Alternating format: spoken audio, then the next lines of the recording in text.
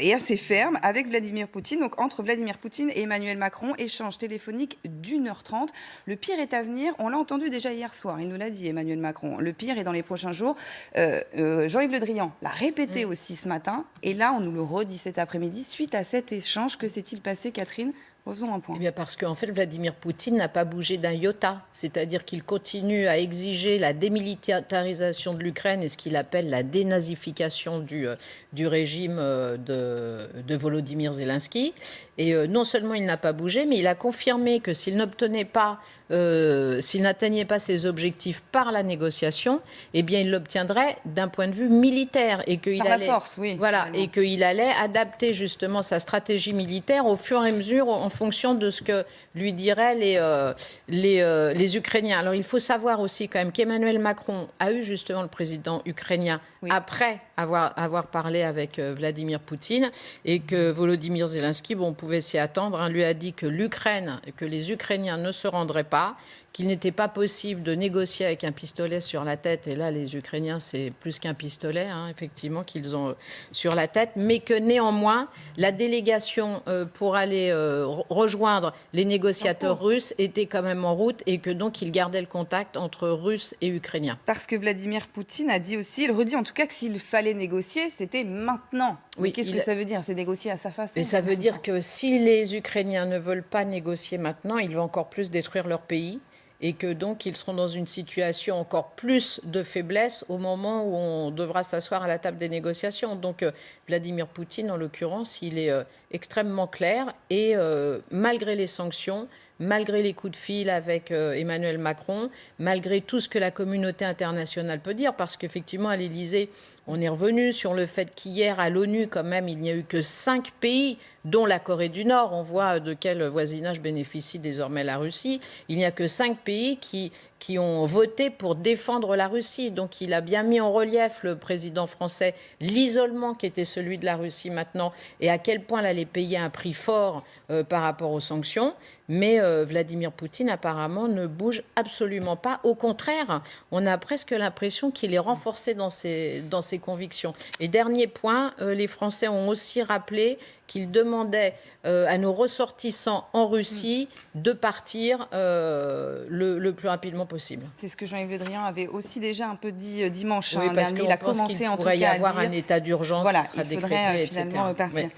Ruth Elkrief, qu'est-ce que vous pensez de cette phrase? Je vois quand même le pire est à venir, ce que nous dit l'Élysée, ça n'annonce vraiment rien de bon. Bon, ce qui est quand même assez fou, c'est que Arlette, comme moi, on n'a jamais vécu une situation où on a une campagne électorale en guerre. Ah oui. Et qui, en plus, va s'aggraver. C'est-à-dire que ce soir, le président va annoncer sa candidature, et en même temps, il va être... peut-être que Kiev va tomber, peut-être qu'il va y avoir un bombardement absolument terrible, peut-être que demain, Zelensky va se retrouver arrêté. Donc, des choses qui sont absolument insensées pour un esprit rationnel, et qui vont plus que percuter cette campagne, qui vont l'enflammer, la rendre complètement aussi étrange, et peut-être la neutraliser, effectivement. Alors, les jours vont être de plus en plus durs, il l'a dit hier soir, et puis là, il est donc convaincu qu'il ne peut pas convaincre Vladimir Poutine. Il a compris, Emmanuel Macron, que c'est pas possible, c'est un bulldozer qui avance et qui ne s'arrête pas. Alors, il peut s'arrêter, il ne s'arrêtera pas comme ça, mais les sanctions sont quand même un instrument qui va lui faire beaucoup de mal. Et simplement, c'est dans le temps. Et il faut attendre. Les Russes vont être touchés au portefeuille, vont être touchés au quotidien, dans leur vie quotidienne. Et c'est là qu'il y aura peut-être des choses qui vont changer. Mais dans un premier temps, plus, au contraire, il est attaqué, et plus, en effet, il se raidit. Et plus, il est violent. Arlette, en tout cas, ils ne peuvent pas arrêter de discuter. C'est-à-dire pour Emmanuel Macron, c'est quand même important de continuer à préserver le dialogue avec Vladimir Poutine, même si de temps en temps, ça peut devenir très tendu ou franc et direct, comme ils le disent. C'est nécessaire, en tout cas, de continuer à dialoguer avec lui. Intermédiaire, c'est un peu ce que disait Sergueï Lavrov ce matin, le ministre russe des Affaires étrangères. Mais en même temps, on voit bien que aujourd'hui, c'est Vladimir Poutine qui téléphone. Et qui téléphone visiblement parce qu'il a des pris choses à dire à Emmanuel Macron, en détail finalement. de ce qu'a dit le président de la République française. Oui, il lui a dit qu'il hier. n'avait pas accepté Et il son discours, recommence, c'est-à-dire que non seulement Emmanuel Macron n'a pas pu le convaincre, mais en plus, il persiste et signe et aggrave encore à la fois ses déclarations, son cas, ses exigences. Et donc, on est parti dans une spirale. Ça fait à peu près une semaine qu'on ose dire ou poser la question sur qui va arrêter Vladimir Poutine. Et c'est la question qui va être posée parce que, effectivement, les sanctions, la condamnation, l'isolement, puisqu'il s'agit de les isoler et asphyxier la Russie et l'isoler et isoler Pendant que vous parlez, le pays. c'est justement une déclaration de l'échange, en tout cas un extrait de l'échange qu'il y a eu. Notre analyse, que l'ambition russe est de prendre le contrôle. Voilà, Le pire est à venir. Poutine a montré une très grande détermination. Voilà, donc on se demande comment ça peut s'arrêter. Parce qu'au contraire, plus il y a de sanctions, plus il est isolé, plus il se crispe. Oui, plus ça Et l'énerve. plus visiblement, il continue encore plus d'exigences. Et donc, le pire est à venir.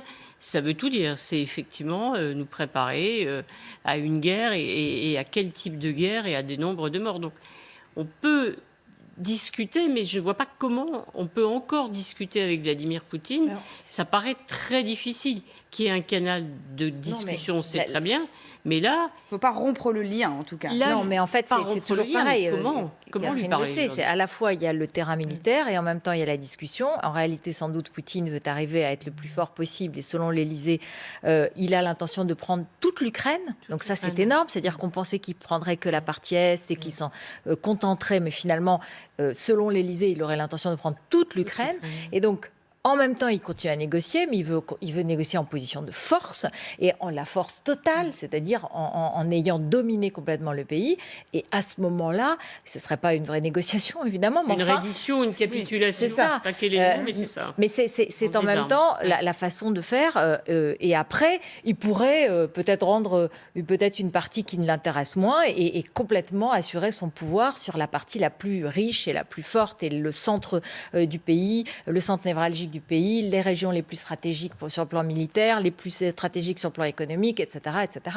Et donc ça, c'est ensuite. Mais moi, quelqu'un m'a dit, le soir du deuxième tour de l'élection présidentielle, nous serons en pleine guerre. Nous serons en plein Oui, il ne faut pas croire que ce sera terminé le 10 avril. Voilà, non, finalement. pas du tout, c'est ça. Et ça, c'est quelque chose qui est intériorisé et qui donne cette couleur tellement étrange à cette campagne.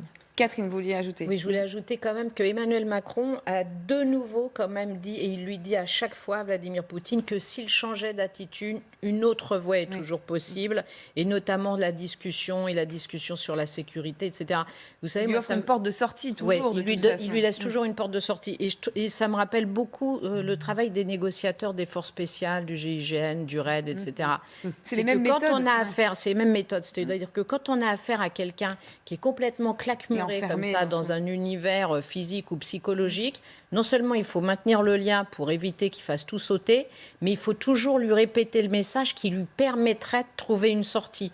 Et donc on a l'impression qu'Emmanuel Macron, il travaille exactement sur ce registre, qui garde le contact, il continue à le tutoyer pour ne pas changer justement l'environnement du langage dans lequel ils sont depuis des années, pour à la fois, évidemment, pas le rassurer, parce qu'au contraire, il faut lui dire que ce qu'il fait est inadmissible, etc. Mais il lui laisse des repères auxquels il peut se raccrocher, Poutine, si un jour il décide de changer d'attitude.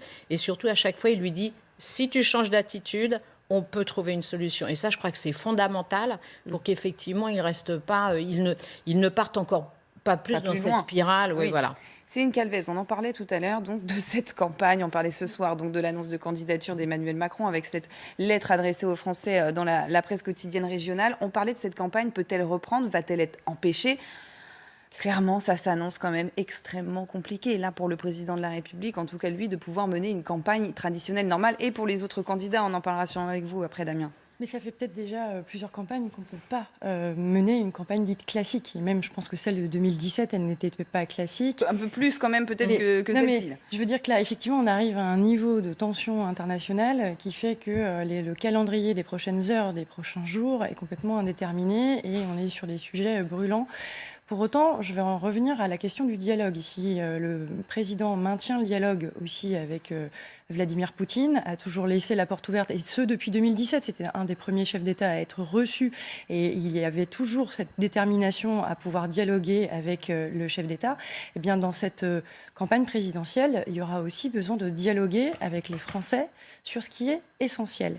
Et peut-être que cette grave tension internationale qui va couvrir la campagne va peut-être aussi inviter à l'unité.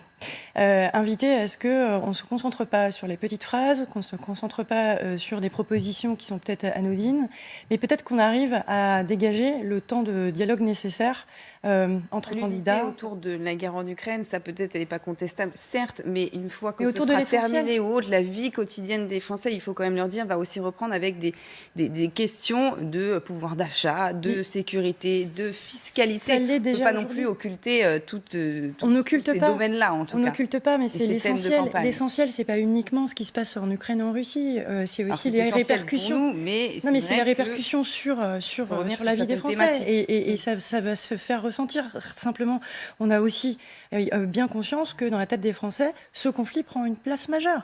Et la campagne présidentielle, qui tous les 5 ans est un grand moment d'échange démocratique, en fait, voilà, moi je pense que ça va être un retour à l'essentiel de ce que doivent être les questions posées pour les Français dans les prochaines semaines à venir.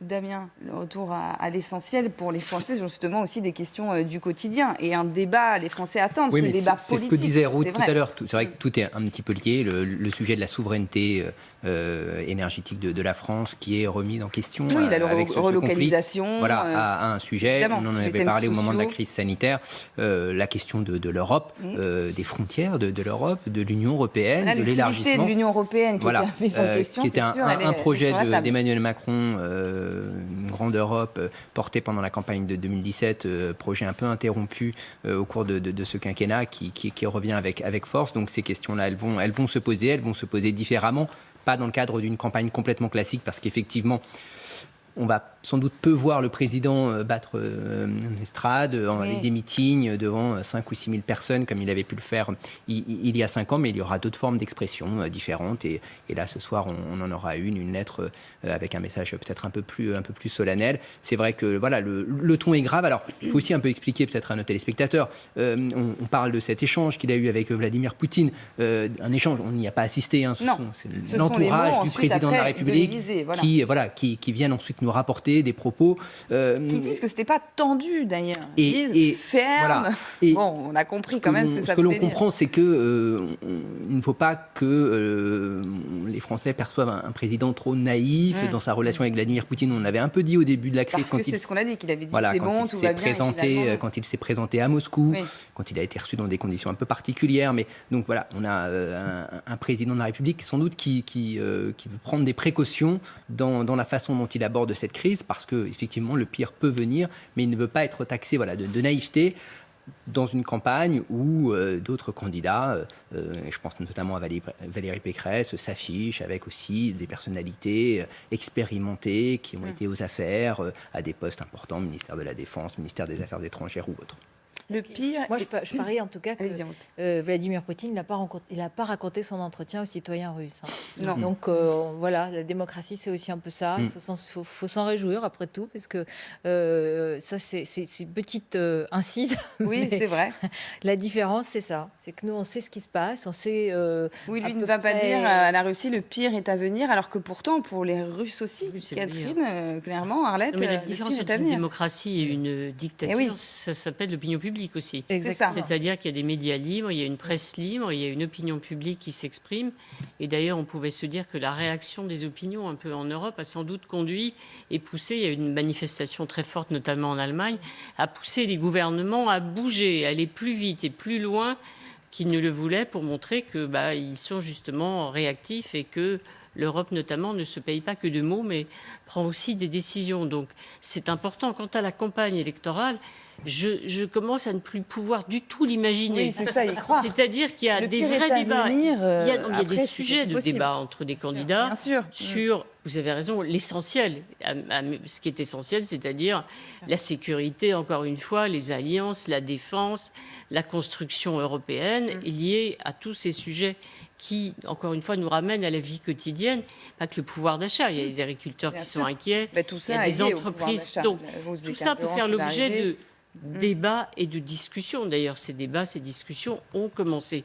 Pour le reste, Ruth rappelait, il y a le sentiment d'unité ou d'union nationale où chacun quand même fait preuve pour l'instant d'assez de responsabilité. En tout cas, on a Vous quelques posez vos mots, hein, vous opposants. dites pour l'instant assez Oui, de parce que responsabilité. Je me méfie toujours Oui, parce c'est vrai, que c'est vrai. certains Pas sûr, peuvent toujours non tenter de déraper. Je citais tout à l'heure le Rassemblement national et Bardella qui dit on ne va pas gêner le président de la République en ce moment. Grand sens des responsabilités. Donc ça va être difficile en même temps de l'attaquer. Donc on peut dire ce qu'on veut, critiquer le président, alors qu'effectivement la situation ne va pas s'améliorer dans les jours qui viennent, loin de là, et que tout le débat va être percuté par des images qui risquent, de ne pas être très agréables à regarder, ni supportables. Donc tout ça va faire que, effectivement, cette campagne, moi, je ne la vois plus, je vois une immense... tout est stoppé, quoi, au fond, hein, et il n'y aura pas les premiers, inaudible. Les premières répercussions sur les économies. Hein. Là, il y a le ministre de l'économie allemand qui a dit Oui. que son pays s'attendait à d'importantes D'importantes répercussions répercussions. sur son économie. Donc, il y a aussi un travail de préparation de l'opinion publique, pas seulement française, européenne, enfin occidentale, parce qu'effectivement, les carburants, les céréales, le blé, etc., tout ça va coûter très cher. On n'était pas du tout prêt à un tel événement. Et donc, effectivement, il va falloir avoir l'assentiment aussi des opinions publiques dans ce combat économique, puisque nous, effectivement, ça ne peut pas être militaire, dans ce combat économique qui va être long et douloureux. Alors, rien à voir avec la douleur des Ukrainiens sur Bien le sûr. terrain, bien sûr, hein, mais quelle sera effectivement la capacité d'encaissement des populations européennes face à toutes ces augmentations de prix et à ce changement de vie à certains égards qui va se dessiner là dans les jours et les semaines qui viennent. Surtout qu'on sort quand même d'une crise. Enfin, je veux dire, Exactement. Bien sûr. on a l'impression qu'on a eu un De petit crise sur répit, crise sur crise un sur petit crise. ballon Oui. d'oxygène et qu'on replonge dans quelque chose d'encore plus épouvantable parce que là, tout est touché, tous les secteurs de la vie, si je puis dire ainsi, sont touchés. Donc c'est très difficile aussi pour les opinions de replonger dans un climat aussi dramatique. Pour l'opinion, quelque chose d'important, c'est aussi ce qui se passe évidemment sur place, sur le terrain. Les femmes, les enfants, les hommes qui se battent, les civils, Catherine. Et justement, ce coût humain qui commence à être très élevé et qui va l'être évidemment, parce que dans une guerre, c'est comme ça se passe. Ils en ont parlé, Vladimir Poutine et Emmanuel Macron, du sort des civils notamment. Oui, absolument. Emmanuel Macron a dit évidemment toute son inquiétude concernant le sort des civils et c'est bien pour ça qu'il a demandé à Vladimir Poutine d'organiser des convois humanitaires. Mais le pire est à venir. Et il a dit le pire est à sur venir. ça, hein, on Donc est d'accord, vraiment c'est aussi sur les évidemment, civils et c'est ce qui va se évidemment le passer. plus grand drame, c'est ce qui se produit concernant la population civile. Hein. Dans tous les conflits, de toute façon, le ratio, c'est un peu mathématique de parler comme ça d'un drame humain, mais c'est vrai que c'est à peu près 2 tiers de civils tués pour 1 tiers de militaires. Hein. Donc on sait que les civils sont toujours les premières victimes et les plus nombreuses des conflits. En plus, là, effectivement, c'est quand même un rouleau compresseur, hein, l'armée russe. Hein. On a pensé ces colonies de chars qui arrivent. On voyait que la colonne de chars était bloquée, Oui. donc tout le monde s'est dit peut-être que finalement ils sont dans une ornière, mais pas du tout. Hein. Ils ont des moyens militaires effectivement énormes, les Russes. Donc ça veut dire que si la population civile ne peut pas sortir des villes, et en même temps il y en a beaucoup qui ne veulent pas s'en aller justement parce qu'ils veulent se battre, même s'ils ne sont pas militaires au départ. Donc ça veut dire qu'effectivement il risque d'y avoir beaucoup de civils qui vont être tués ou blessés. Et pour l'instant il n'y a toujours pas d'organisation de convois humanitaires pour sortir des villes